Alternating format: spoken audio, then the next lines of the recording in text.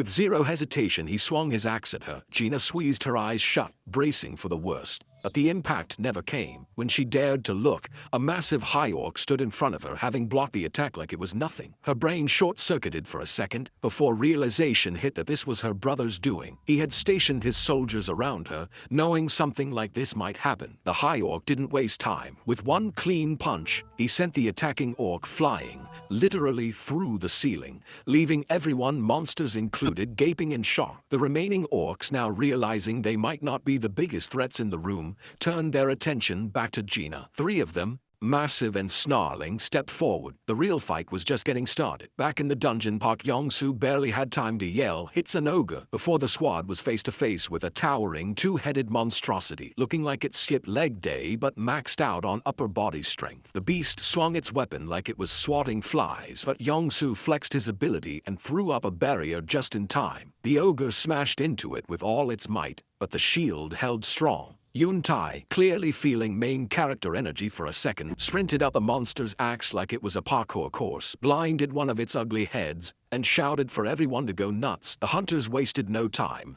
Blades flew, spells lit up a room, and the ogre got turned into a well-done steak. Once the dust settled, Yong-soo called for a regroup, looking more stressed than he should have been. With that massive of a gate, he had expected this to be hard, but a two-headed ogre right out the gate? Yeah, not ideal. He then quizzed Jinwoo like this was a classroom. "Do you know their other name?" Jinwoo, unfazed, answered, "Gravekeepers." And right on cue, Yong-soo pointed out the next issue. If there was a gravekeeper, that meant an undead army wasn't far behind. Before he could finish the thought, the undead squad rolled up. But weirdly, they didn't attack. They just stood there, staring like NPCs that hadn't been programmed to move yet. The hunters backed away, whispering about how unnatural this was. But Jinwoo, he just sighed in disappointment. He had high hopes for a dungeon of this size, and so far, it wasn't living up to its hype. Just then, Jinwoo was hit with the realization that something wasn't right.